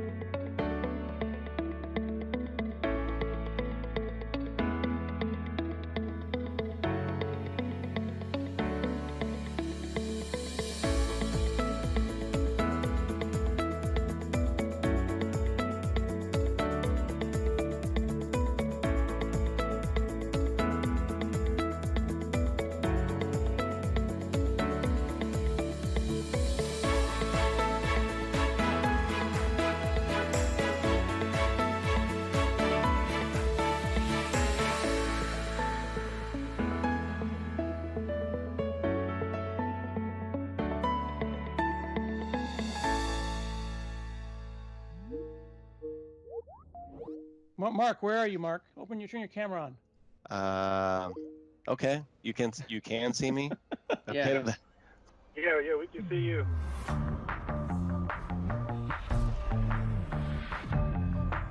Hey friends, I'm Scott Hanselman, and I was told to give you a tour of my office.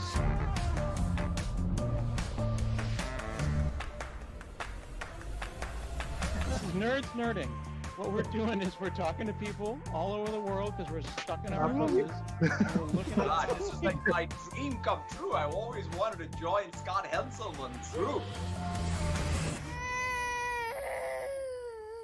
What do you want? I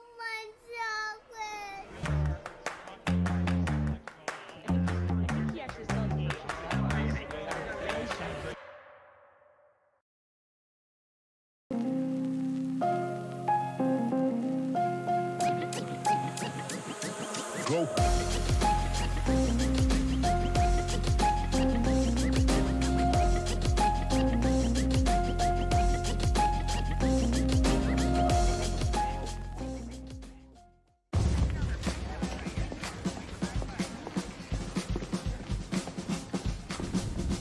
We got a little problem. As you know, our motto is, you need a professional bodyguard delivered to your door in less than half an hour, you got it, buddy. But without an app, ain't no bodyguard getting delivered nowhere. So, where are we with that? The app is almost ready. We just need 3 more days? We need it ASAP. Okay, team, what's the status on the app? We're good to go, except our login experience is a disaster. We need something to keep our users' data private. And to keep the hackers out. And it needs to work flawlessly because... Because I don't want to lose one single customer. I hear you, so let's use Auth0. Auth what now? Auth0, it's an identity platform. Fast, easy logins, just what the boss wants. Can we make our own authentication service? Come on, the ultimate keymaster, you know we don't have that kind of time. We need to confirm identities with passwords, fingerprint scans, whatever the users like to use. Auth0 can do that. Yeah, but it needs to be secure. We can't have our app compromised by breaches. Not a problem. And it needs to scale if we get hit with a ton of traffic. And if it stalls or freezes up, I will get fired. We can do this.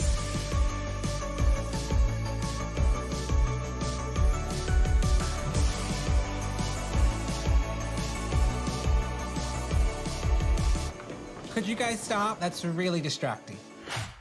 We did it. It's done. Already? Yep. I think our customers are gonna love it. We got a real app now, folks.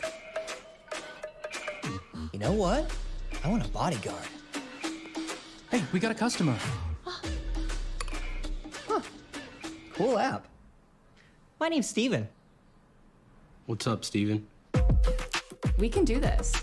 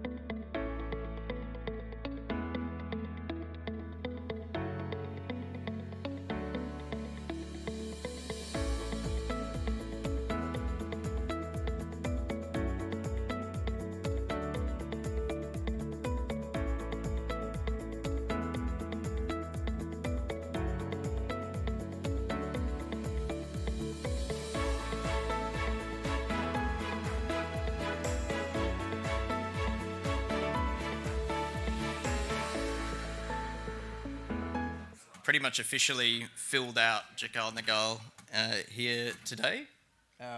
Next up, I'm pleased to introduce Todd Becker, who will be talking about distributed databases, why, what, and how. So please make him welcome.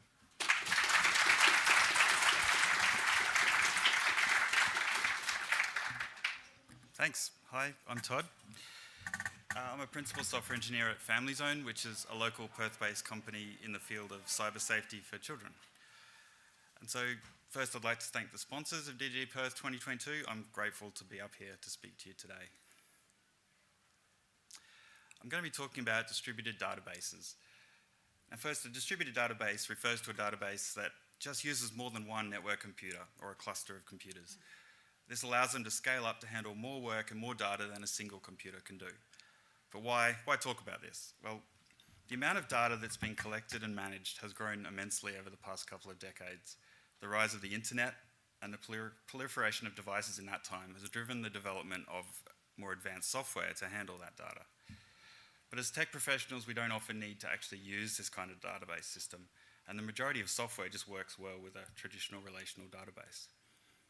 But if we do use a distributed database, we may not truly understand how it works or what its strengths and weaknesses are, and how to use it most effectively. So distributed databases, however, are a vast and complex subject, and my short talk can only barely skim the surface.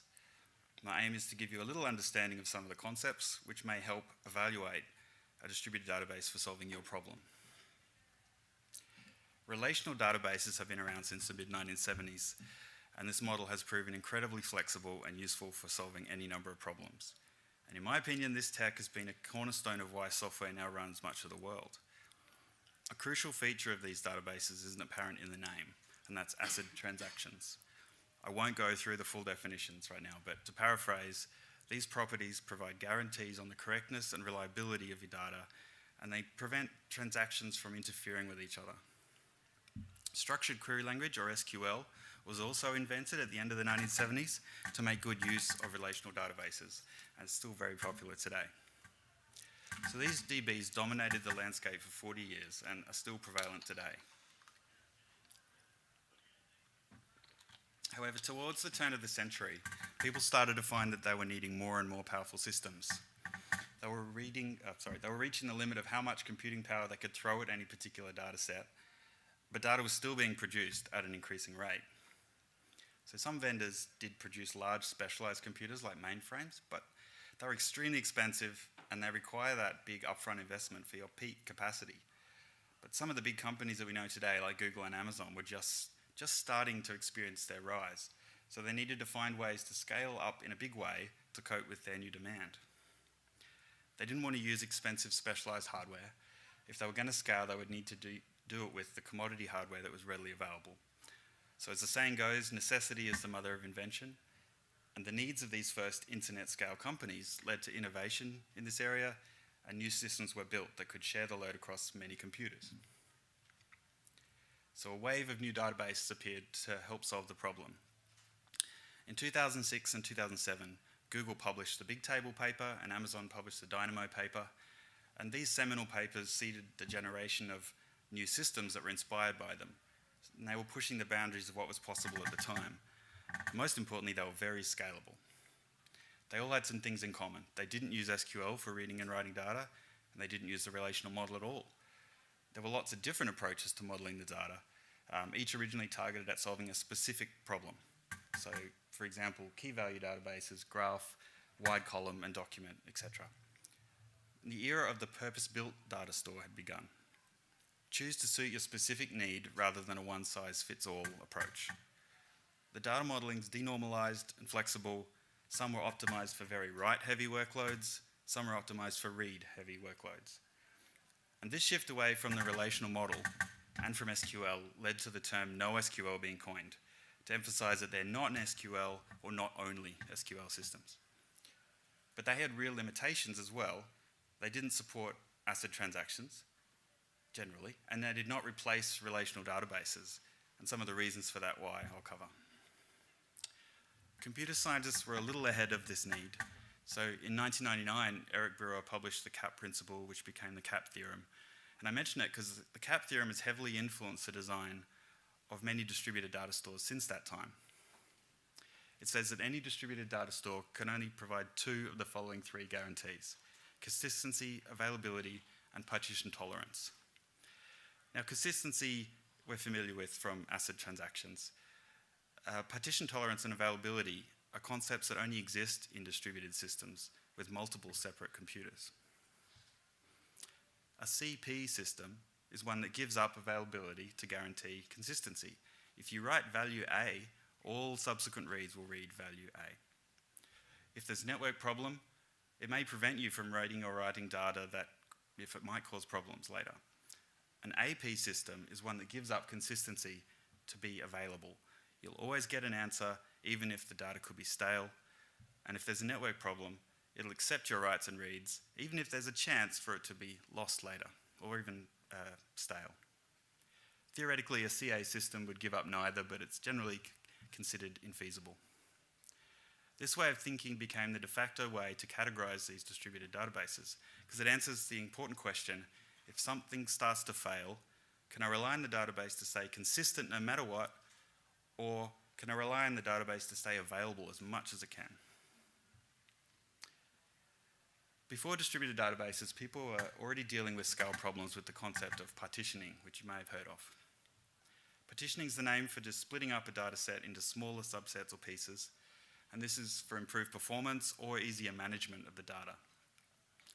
For partitioning to work, there needs to be a way of deciding where a particular piece of data belongs, and this is usually done by taking a key from your data, and this is called the partition key. And the choice of partition key can be crucial in determining the performance of your workload. Partitioning using a time field is a good choice for data sets that continually grow over time. By partitioning with a range of time means that one partition can't grow forever. And if you need to prune off the oldest times, you can just drop the oldest partitions. But for partitioning a regular string key, imagine in this example that your keys only start with the 26 letters of the English alphabet. If you wanted to split this into 3 partitions, you could just simply take A to G for partition 1, H to P for partition 2, and Q to Z for partition 3. Hash partitioning is another common type, where a hash function is used, applied to the key, and the result is used to work out what partition to use. This is similar to how a hash table works, which you've probably come across. But good hash functions are excellent at spreading your keys out across any range, even if you have keys that are very similar, which might not have worked in the alphabetical example. For a distributed database, to spread the load across multiple computers, clearly you need to spread the data across these computers or nodes as well. If each node had a full copy of the data, it would limit the size of your database, somewhat defeating the purpose. So what makes sense is to divide the data up and share it across those multiple computers. This sounds like partitioning? Well, it is. There's also another name for this, sharding.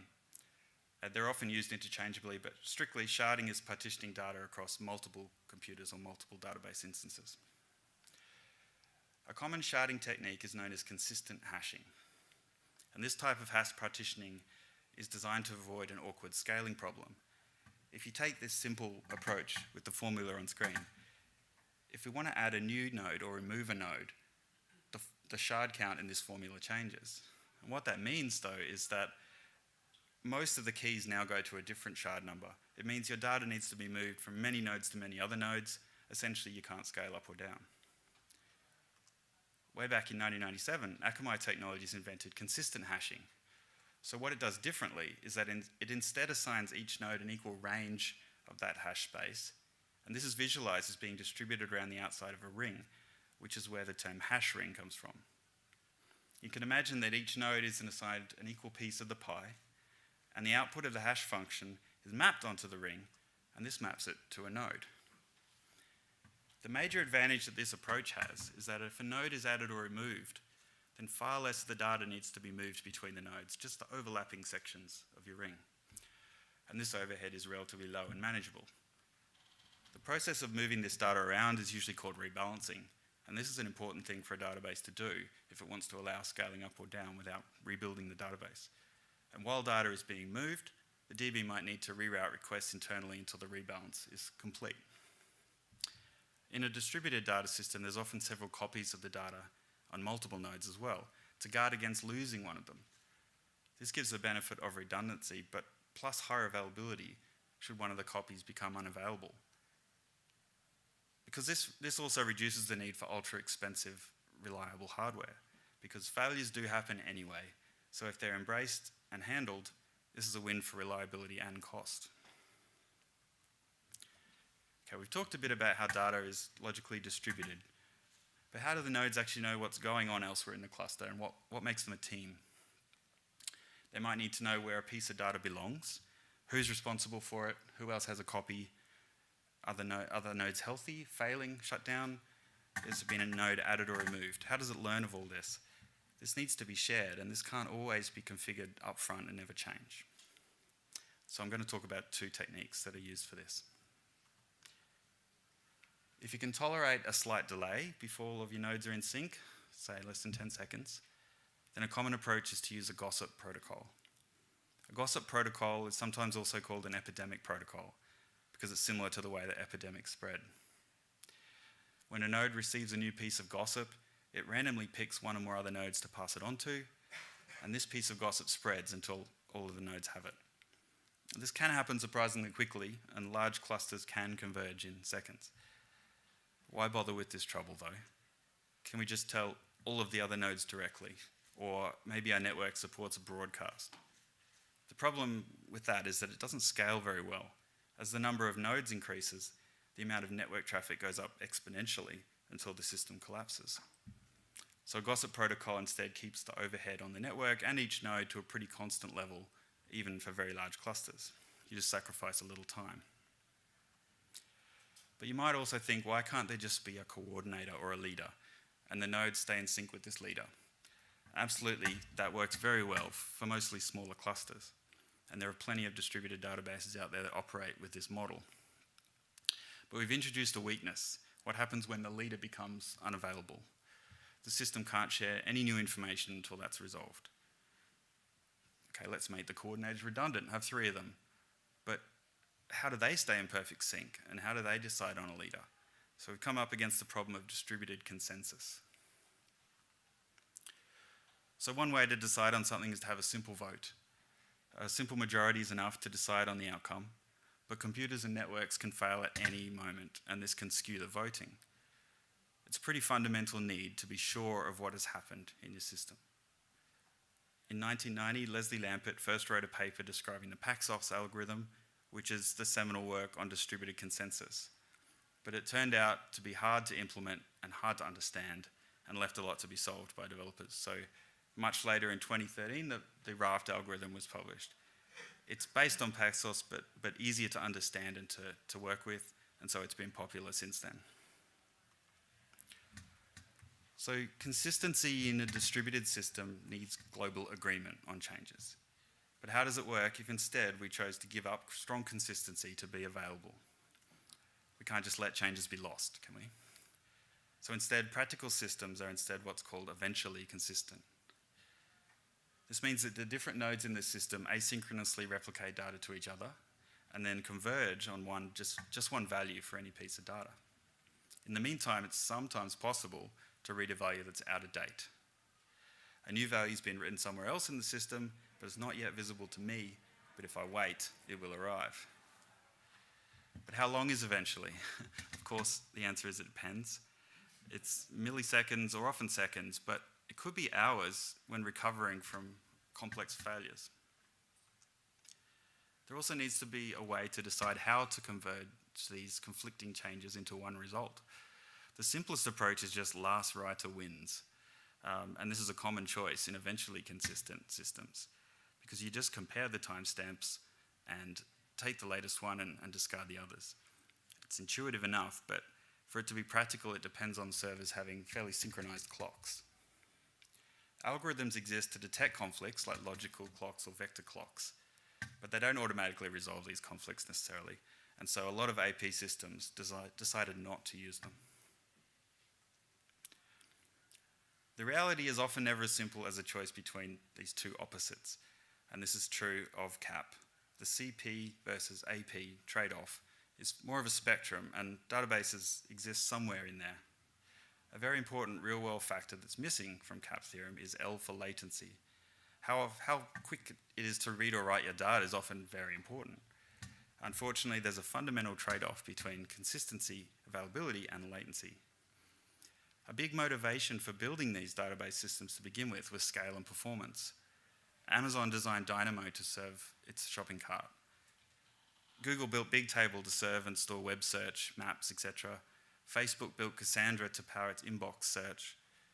LinkedIn and Yahoo have similar examples. These systems needed scalability and performance, and this is a big part of why they were AP systems.